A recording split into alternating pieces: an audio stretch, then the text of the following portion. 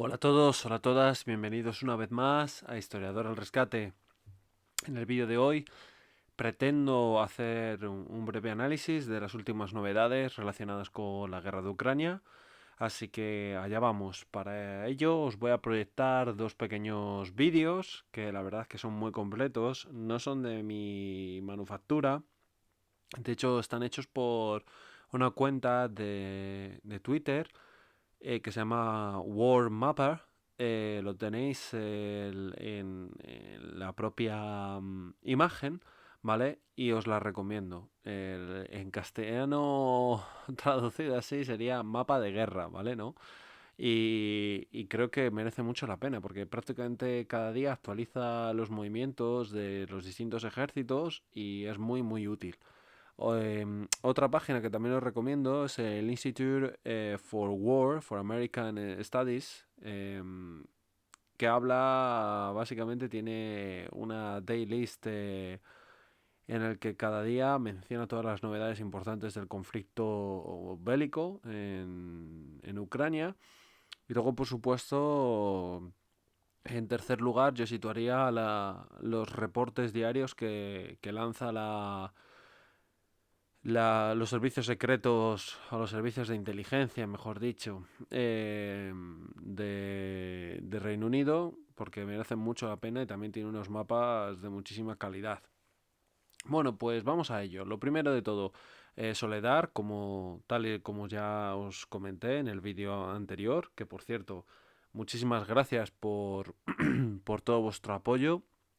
La verdad que no me esperaba tener tantísimas reproducciones y bueno, pues es un placer, ¿no? Que al final mi trabajo, aunque la edición sé que es pésima, pues bueno, pues sea recompensado. Intento equilibrar la edición, que sé que es muy mala, soy un negado para ella, lo siento, con la calidad del contenido y que al final llegue a vuestros hogares, ya sea a través de PC, tablet, móvil, lo que sea, en cualquier dispositivo, pues para mí es un placer.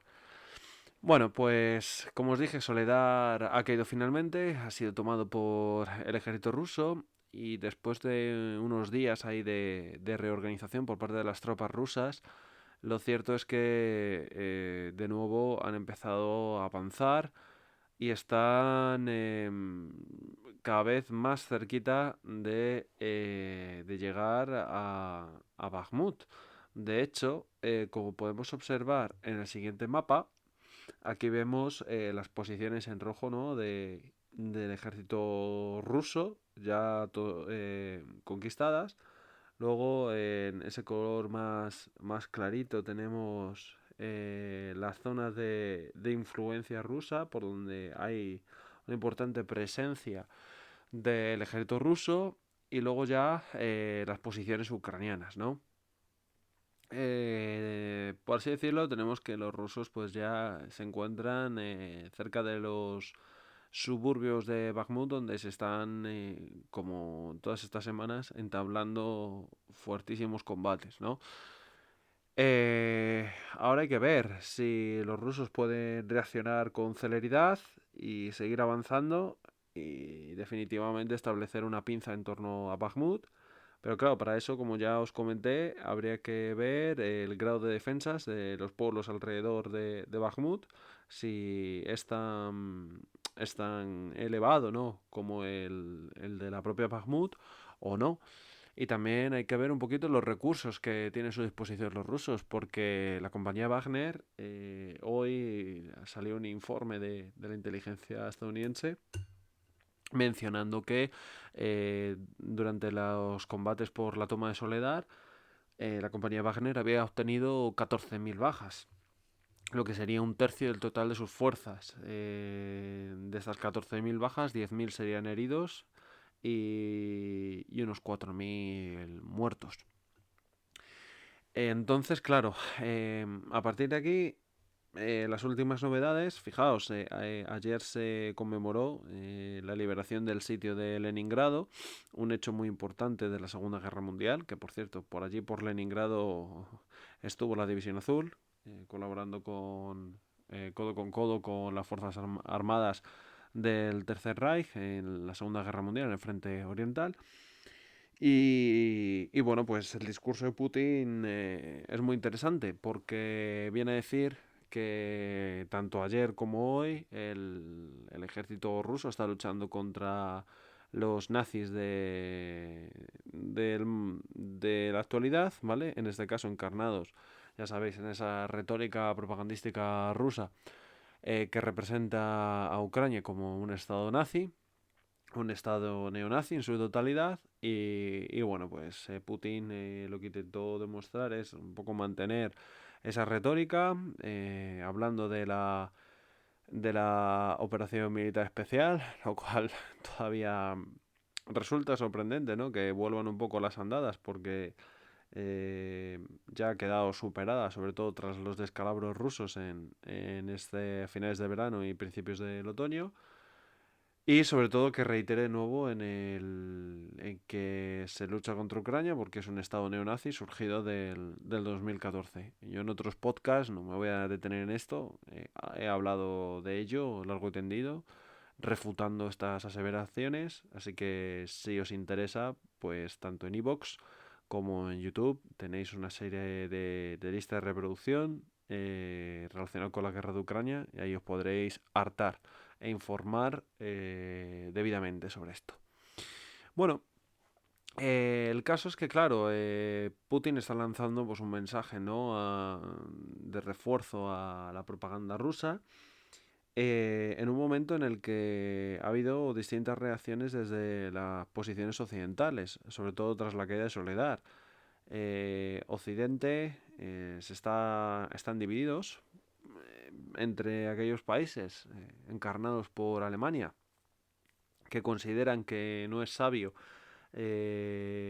aumentar el número de armamento ofrecido a Ucrania, ¿vale? Porque piensan que puede seguir aumentando la escala del conflicto y una gran mayoría, tanto en la Unión Europea como la OTAN, que considera que es ahora o nunca y que para obtener una paz, tal y como dijo la presidenta finlandesa, la primera ministra, para obtener la paz en la guerra de Ucrania es necesario que pase por la derrota de Rusia. O sea, esto más o menos es el pensamiento que defienden países como Suecia, Finlandia, los estados bálticos, por supuesto, Polonia y yo creo que ahora muy probablemente Estados Unidos. De hecho, en Estados Unidos el debate está siendo en que Joe Biden había establecido a Zelensky, aunque a veces Zelensky no lo ha cumplido, como cuando atacó esos puentes, ¿no?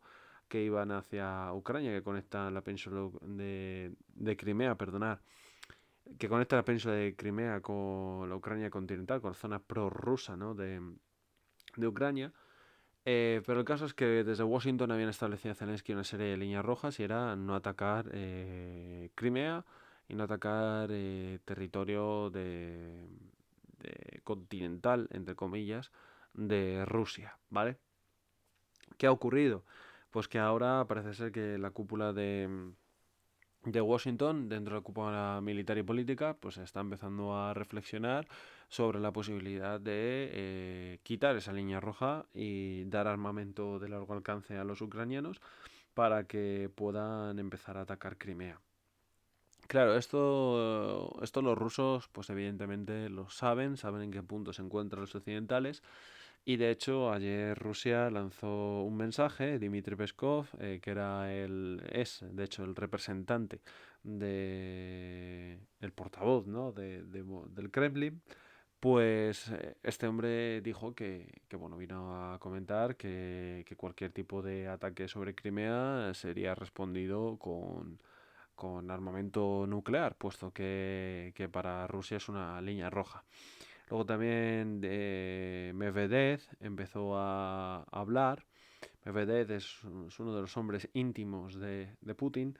Empezó a comentar que desde Occidente, claro, refutando un poquito, ¿no? Esa visión que acabo de decir, que desde Occidente, según Medvedev, y es cierto, según los propios presidentes de países muy importantes de la UE y de la OTAN, pues se tiene la visión de que para que se llegue a la paz, Rusia tiene que salir necesariamente derrotada y al final Medvedev dijo que, claro, lo que no entienden estos países es que Rusia se trata de un gigante, Rusia se trata de un país que tiene armamento nuclear y que antes de salir derrotada pues haría uso, ¿no? Siguiendo su doctrina nuclear rusa, haría uso, correcto uso del armamento nuclear. Entonces vemos cómo Rusia siempre que se siente que los occidentales pueden escalar en el armamento que envían a Ucrania, siempre hace uso de la amenaza del empleo de armas nucleares, lo cual pues debería cuanto menos preocuparnos y tenerlo en consideración. Em, Claro, entonces en Occidente, como he dicho, se tiene ahora esta división interna, sobre todo capitaneada, como mencioné anteriormente, por Alemania. Alemania lleva muchos meses paralizando el envío de tanques Leopard 2 a Ucrania. ¿Cómo los paraliza? Bueno, como Alemania es la fabricante, cuando venden este armamento, este tipo de carros de combate, los distintos países, pues al final se establece en los contratos pues, que Alemania, el país fabricante en este caso, se reserva una serie de cláusulas, de condiciones y si por ejemplo no quiere que en este caso Polonia mande tanques Leopard del tipo 2 y dentro del Leopard 2 la 4 o la 5, más bien sería la 4 que es más antiguo, pues en teoría se lo puede prohibir, se lo puede imponer y si Polonia violase este tipo de condiciones estaría pues cometiendo un delito amparado por el derecho internacional. He puesto el ejemplo de Polonia no por poner, porque Polonia de hecho es uno de los países más activos que está llamando a armar más a, a Ucrania. Y de hecho, durante estos meses, pues bueno, lo han tenido, Alemania ha tenido controlado, sobre todo los países de la Unión Europea, para que no mandasen estos carros de combate. Pero yo creo que ya ante la caída de Soledad y la situación que no está siendo muy positiva ahora mismo en cuanto al momentum de la guerra para Ucrania, pues vemos como ya muchos países que son más belicistas o más antirrusos, incluso el primer ministro polaco ha afirmado que da igual si Alemania le prohíbe mandar los carros de combate Leopard, ellos lo van a hacer. Entonces, claro, esto está metiendo muchísima presión a Alemania. Alemania está corriendo el riesgo de, evidentemente, de poder quedar aislada internacionalmente, tanto para la OTAN como para la Unión Europea, cuando Alemania en teoría debería ser un país líder, al menos en la UE. Y esta presión pues ha hecho que la ministra de Defensa alemana hace unos días dimitiese. En teoría mañana se verá en qué queda todo esto. Si mañana viernes Alemania por fin acepta mandar estos Leopard o no, y más o menos se irá materializando en las próximas horas la totalidad del armamento que se va a mandar a Ucrania. Estaríamos hablando de un total de 300 carros de combate. Leopard del tipo 2 y del modelo A4, que es el más antiguo. A ver, es un carro de combate, como he dicho, antiguo. A la hora de compararlo con el T-72, que más o menos es el que están empleando los rusos, pues yo diría que es ligeramente superior. Pero es cierto que no es la panacea, o sea, no va a ser el armamento que le dé una ventaja por encima a los ucranianos. Además, con 300 carros de combate, pues a ver, tampoco te da para, honestamente, ganar una guerra. Eh, sí para prepararte para una ofensiva, ¿no? Pero tampoco para ganar una guerra. De hecho, parece ser, todo apunta a la estrategia que están utilizando los ucranianos, es de aguantar, supuestamente hay desplegados entre 50.000 y 60.000 soldados ucranianos en la zona de Bakhmut y demás, que son las tropas mínimas que tienen allí para aguantar, para mandarles al matadero, vamos. Es cierto que se están, por desgracia para los ucranianos, están intentando taponar la línea con nuevas unidades de refresco, pero Ucrania no está mandando todo lo que tiene porque a priori podría estar acumulando armamento para lanzar una gran ofensiva en primavera, en cuando lleguen los meses primaverales, que sería el tiempo óptimo para reactivar de nuevo la guerra, pasar de esa guerra de casi de posiciones, ¿no? Muy parecida a la Primera Guerra Mundial, a de nuevo una guerra de movimientos. Entonces, bueno, tener esos 300 carros de combate ahí en la reserva, mientras, claro, la gente se piensa que le mande los Leopard, pero es que no solo hay que mandar los Leopard a Ucrania. Si tú mandas los Leopard a Ucrania, eso implica que los ucranianos necesitan una dotación de hombres que estén bien entrenados en el manejo de estos carros de combate, que son totalmente distintos a los del tipo soviético, que son los que conocen al final los ucranianos, son los que están más familiarizados con ellos. Entonces, claro, esto lleva al menos unos 6 meses de instrucción para crear unas dotaciones de soldados que estén bien formados y puedan manejar con solvencia estos carros de combate, que no se echan a perder a las primeras de cambio. Entonces, claro, podría tener sentido si los reciben finalmente a partir de este viernes, se da la orden de que se puedan mandar. Más o menos el timing coincidiría relativamente para principios de verano tener ya dotaciones ucranianas dispuestas para el combate.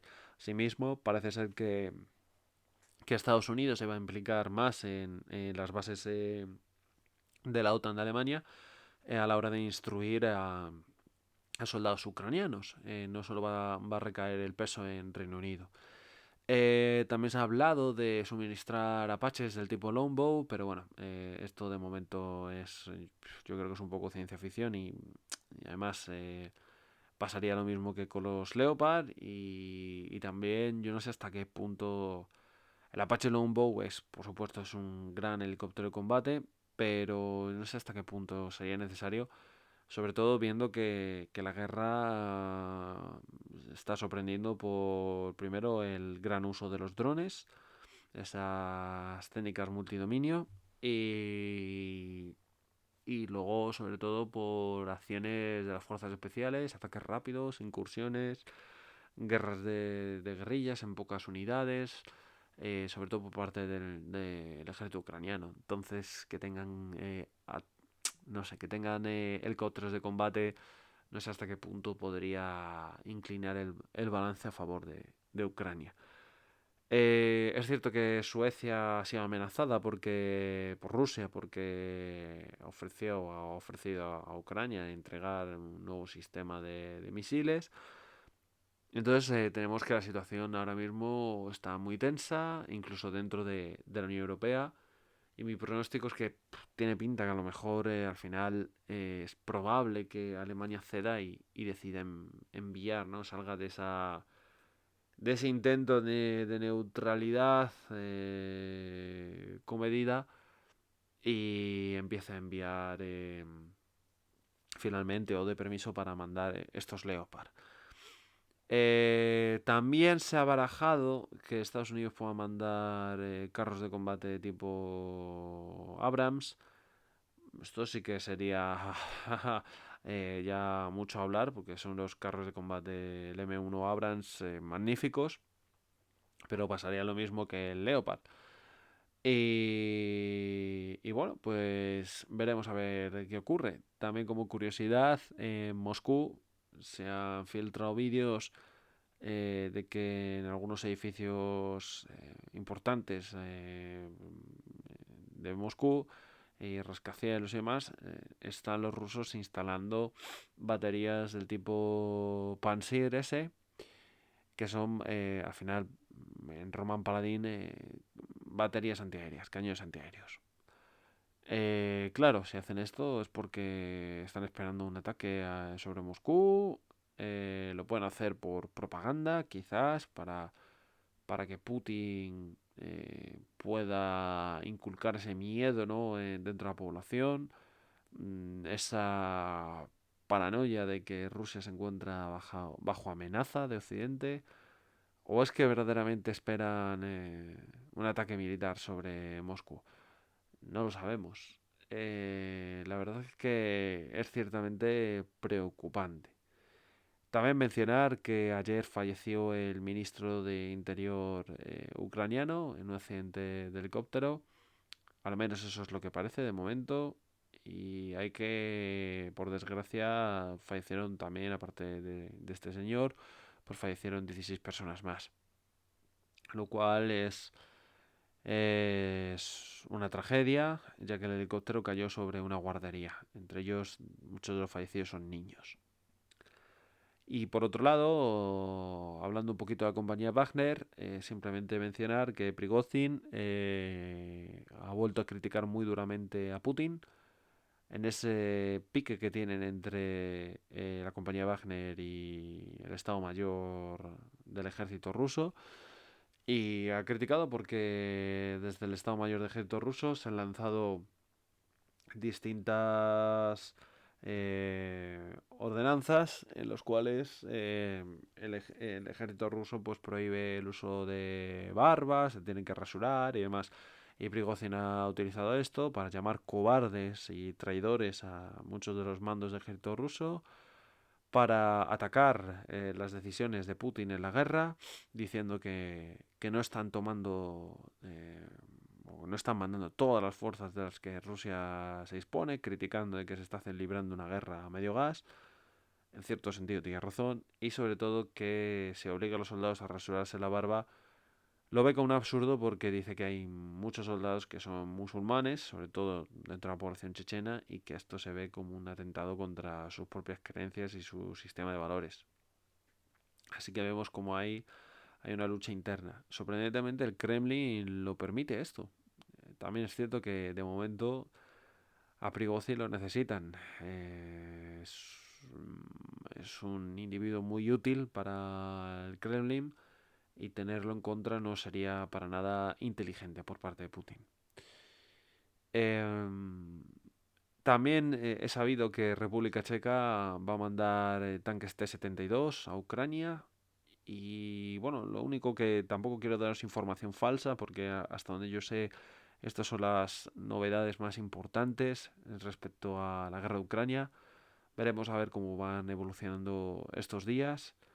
Y bueno, mi esperanza, aunque sé que no se va a cumplir por desgracia, es que la guerra se pare cuanto antes y no escale más el conflicto, porque la verdad es que es una situación en la que ahora vivimos. La gente no es consciente de que Occidente también se encuentra en guerra, una guerra de tipo asimétrico, pero una guerra al fin y al cabo. La situación en la que vivimos es cuanto menos compleja y estamos al filo de la cuchilla, al filo de la navaja, eh, para caer en una guerra pues, convencional y de proporciones que no podríamos ni imaginar. Yo espero que esta situación, que parece improbable, y espero que así sea, que quede en el marco de lo improbable, no se convierta en algo probable, por desgracia. Así que nada, si os ha gustado el vídeo, darle al like, por favor, compartirlo con vuestros familiares, vuestros amigos.